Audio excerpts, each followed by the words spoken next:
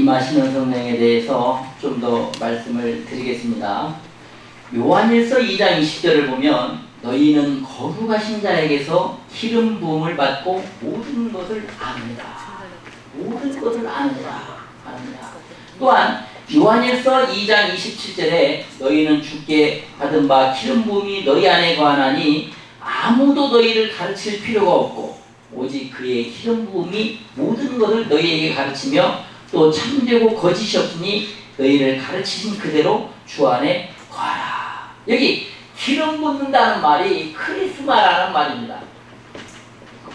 크리스마라는 말인데 이 단어는 신약 성경에서 요한일서 2장 20절과 27절에만 3번 나옵니다. 요한일서 2장 20절에 27절에 성령에 대해 사용하는데 이것은 3번밖에 나오지 않습니다. 그러면 신자는 우리가 하나님을 믿고 하나님의 자녀라면 영을 분별할 수 있는 성령님을 받아야 됩니다. 그래서 요한일서 4장 1절에 사랑하는 자들아 영을 다 믿지 말고 오직 영들이 하나님께 속하였나 시험하라. 많은 거짓 선지자가 세상에 나왔습니다. 하나님의 영은 이것으로 알지니 곧 예수 그리스도께서 육체로 오신 것을 시인하는 영마다 하나님께 속한 것이요 예수를 시인하지 아니하는 영마다 하나님께 속한 것이 아니니 이것이 곧 저 그리스도의 영이니라. 시인한다는 말이 호몰로게오라는 말입니다. 호몰로게오, 헬라어로 호몰로게오. 인정하고 받아들이고 그분이 예수님께서 내 대신에 나의 죄를 위해서 십자가에서 못 박혀 죽으셨다는 것을 인정한다는 거예요. 인정하고 선포하고 찬미한다. 그래서 신약 성경에서 기름 부음이라는 이 표현은 요한일서 2장 20절과 27절에서밖에 안 나타납니다. 그러니까 이런 것들은 여러분들이 꼭 기억을 하셔야 돼요. 예를 들어서 제가 예전에 한번 지난 시간에 창세기 41장 30절을 말씀드린 적이 있어요. 41장 32절. 바로께서 꿈을 2번 겹쳐 꾸신 것은 하나님께서 이 일을 정하셨습니다. 속히 행하시니. 이것도 3번밖에 안 나타나는 비밀이에요. 이런 건 알아야죠. 그 다음에 아까 제가 말씀드린 욥기 12장 11절과 34장 3절. 입이 음식의 맛을 분별한 같이 귀가 말을 분별하지 아니하는. 이것도 욥에서만 2번밖에 안 나타나요. 성경에. 그러니까 이런 중요한 것은 항상 알고 계시는 게 중요합니다. 그래서 기름 붓는다는 말이 무슨 뜻이냐면 바른다는 말이에요. 우리가 벽에다가 이렇게 페인트 칠하죠. 이렇게 바르죠. 덧입힌다고 그러죠. 예를 들어서 흰색이 있는데 흰색에다가 검은색 입히고 검은색에다가 빨간색 이렇듯이 계속해서 성령의 기름 부음은 내도한 성령 한 번 딱 받으면 끝나지만 성령의 기름 부음 충만하면 계속해서 덧입혀져야 된다는 겁니다. 능력으로 계속해서 기름 부음을 받아야 된다. 그래서 우리가 이 파레클레토스 보혜사 성령께서 오시면 우리가 기름 부음을 받아야 된다. 로마서 8장 9절에 보면 그리스도의 영이 없으면 그리스도의 사람이 아니라. 그리스도의 영은 바로 성령님을 말하는 겁니다. 그런데 사실 나사렛 예수님은 제자들 안에 계실 수가 없었습니다. 왜 그러냐면 예수님은 보거나 만질 수 있는 살과 뼈로 만든 부활의 몸을 가지셨기 때문입니다. 부활의 몸은 우리가 보거나 만질 수가 없는 몸입니다. 죽으셨다가 다시 살아나신. 그런데 예수님께서 부활하시고 나서 어느 순간에서 제자들에게 나타나셨을 때 제자들은 이 예수님을 보고 뭐라고? 영이라고 말합니다. 그러자 예수님이 제자들에게 이렇게 말씀합니다. 누가복음 24장 39절에 또 나를 만져보라. 영은 살과 뼈가 없으되 너희 보는 바와 같이 나는 살과 뼈가 있느니라. 사도행전 10장 41절에 보니까 베드로가 고넬료에게 예수님께 대한 이야기를 해주면서 자신이 다른 제자들과 함께 부활하신 예수님과 더불어 먹고 마셨다고 말했던 것을 기억하시기 바랍니다. 그대로 예수님께서는 높은 곳으로 올라가셨고 제자들은 그분께서 승천하신 것을 지켜보았다라고 말씀합니다. 히브리서 7장 25절과 8장 1절에 보면 하나님 우편에 앉으신 예수님은 영원히 계시며 우리를 위해 중보하십니다. 그런데 그 예수님이 제가 좀 전에 말씀드린 대로 성령의 능력을 통해서 우리 안에 지금 들어와 계시다는 겁니다. 골로새 1장 27절에 이 비밀은 너희 안에 계신 그리스도시니 곧 영광의 소망이니라. 우리 안에 들으셨죠. 부활하셔서 하나님의 우편 보좌에 계셨던 예수님이 지금 저 여러분 안에 함께 계시다 이 말입니다. 함께 계시다. 함께 계시다. 그래서 요한복음 15장 7절에 너희가 내 안에 거하고 내 말이 너희 안에 거하면 무엇이든지 구하라. 그리하면 이루리라. 이루리라. 지금 예수님이 내 안에 계시는데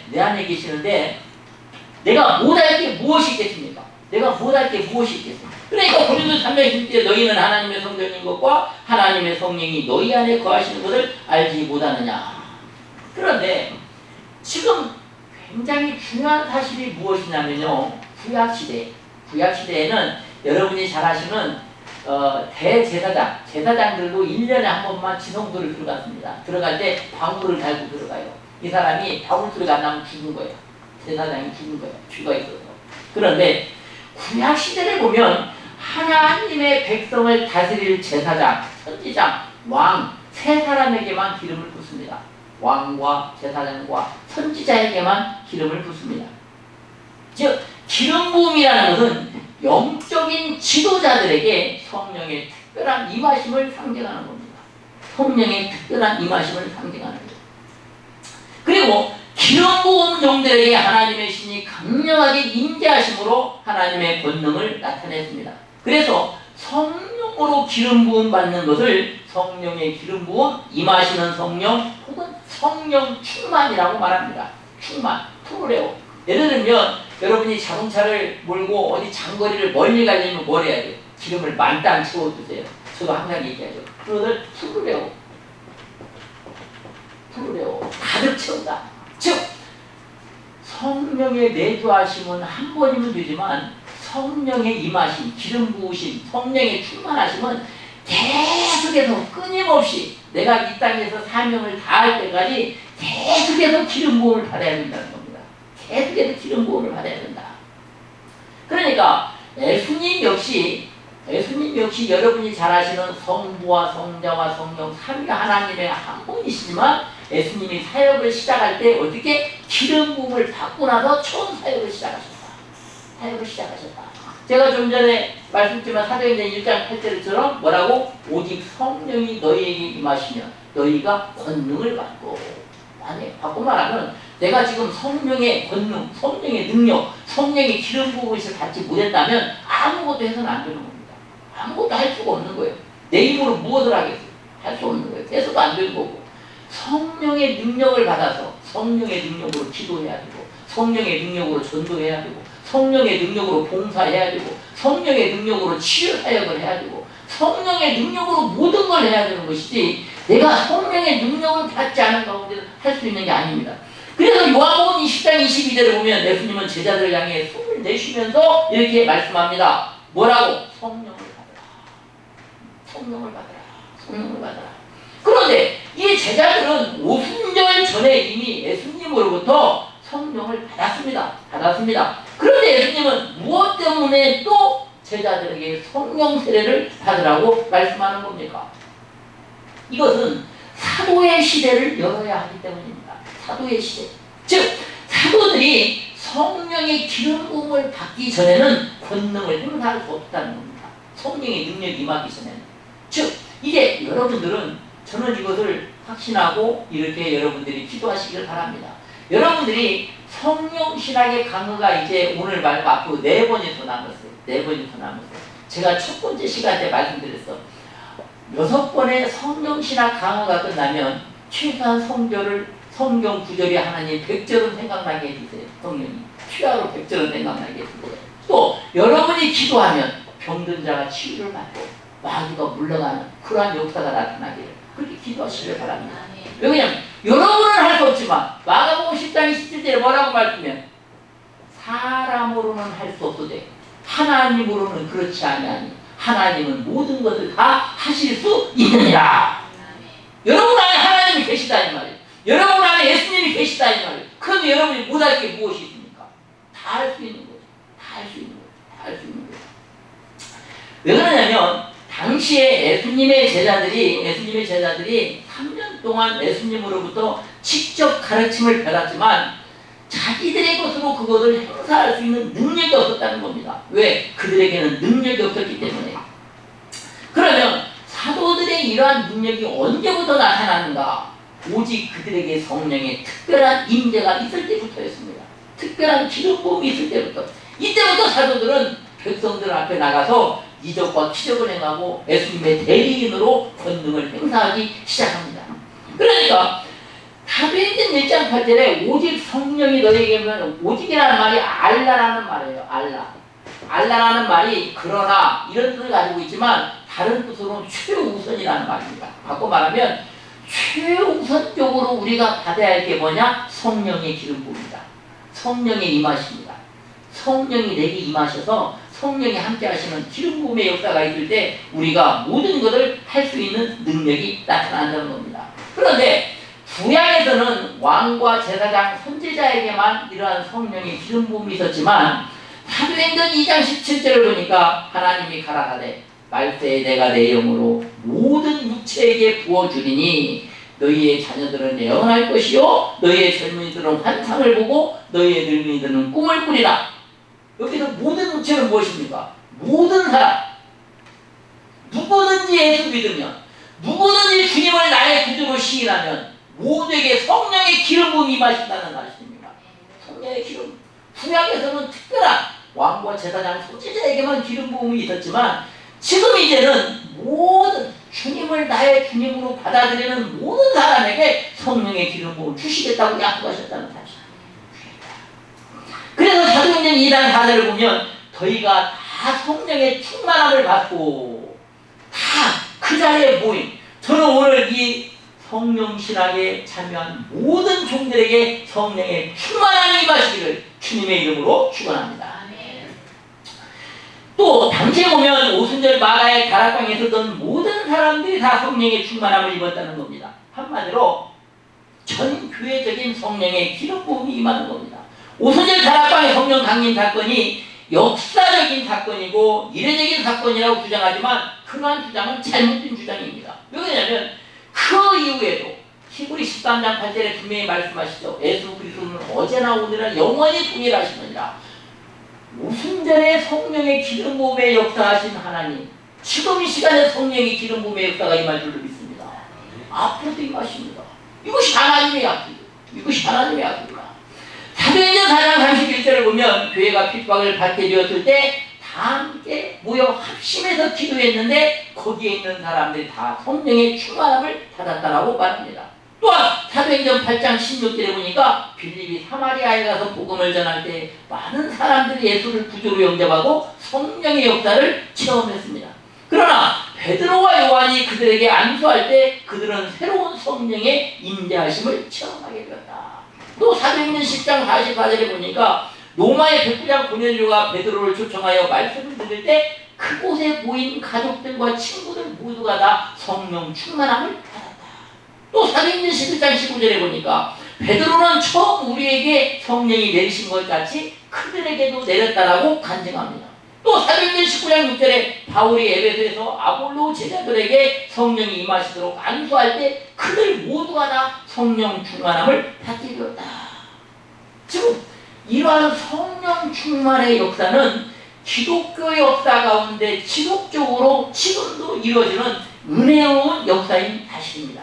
그래서 말라기 3장 6절에 보니까 나 여호와는 변혁지 아니하나니 그러므로 야곱의 자손들아 너희가 소멸되지 아니하느니라. 소멸되지 아니하라. 하나님은 거짓말하실 수 없다는 거예요. 변덕 부리지 않는다. 변혁지 아니한다 이 말이에요. 그래서 이 성령의 기름 부음이라는 것은 성령의 능력으로 덧입혀지는 것. 즉 하나님의 영광과 성품과 속성이 능력으로 나타나는 것을 말합니다. 바꿔 말하면 여러분이 이제 지금까지 내주하시는 성령만 계셨다면 이제 임하시는 성령, NTP, 나에게 피로 임하시는 성령의 기름 부음이 임하시면 여러분에게 변화가 생깁니다. 어떤 변화가 생깁니까? 여러분이 다른 사람을 위해서 내주하는 성령은 나 자신만을 위한 거라고 했어요. 그런데 여러분에게 이러한 성령의 기름 부음이 임하면 어떤 문제를 당하는 사람에게 여러분이 기도하면 그들의 문제가 해결되고 그들의 병이 치유가 되고 그들의 고통과 어려움들에 해방되는 그러한 기적과 역사가 나타나는 겁니다. 그것이 바로 여러분이 해야 될 사명입니다. 여러분이 해야 될 사명입니다. 자, 스가랴 4장 6절을 보면 그가 내게 일러 가라되 여호와께서 스룹 바벨에게 하신 말씀이 이러하니라. 만군의 여호와께서 말씀하시되 이는 힘으로 되지 아니하며 능으로 되지 아니하고 오직 나의 신으로 되느니라. 신이 뭐예요? 성령, 스피리트. 오직 하나님의 성령으로만 가능하다 이 말입니다. 내 힘과 능력으로는 아무것도 되는 게 없어요. 그러나 골로새 1장 27절에 예수님이 내 안에 성령의 도움으로 내 안에 계셨기 때문에 예수님의 이름으로 내가 성령의 도움으로 모든 것을 행할 수 있게 된다는 사실입니다. 저는 그래서 이제 여러분들이 이 성령신학의 강의를 통해서 여러분의 삶의 자세가 어떻게 성령께서 주관하는 삶으로 변화되기를 바랍니다. 또한 성령의 능력을 덧입혀져서 날마다 새로워지는 여러분이 모세를 아시죠? 모세는 120세가 되는데 어떻게 기력이 쇠하지 않냐고 눈이 흐리지 않냐했더라. 여기 계신 모든 분들이 그러한 능력의 은혜가 임하시기를 주님의 이름으로 축원합니다. 기도하겠습니다. 사랑과 은혜가 충만하신 아버지 하나님 감사합니다. 오늘 이 시간에 저희의 영을 열어주시어서 하나님께서 저에게 성령의 기름 부음을 허락하여 주시고 이 시간 귀한 종들에게 능력을 허락하여 주옵소서. 깨달음의 지혜를 허락하여 주시옵소서. 이제 우리의 모든 삶이 하나님의 뜻 가운데 사는 성령님이 주관하시는 삶으로 변화되게 하시고 성령의 능력으로 주의 그리스도의 사명을 감당하는 귀한 종들이 될 수 있도록 축복하여 주시옵소서. 모든 것을 예수님의 이름으로 감사하며 기도드리옵나이다.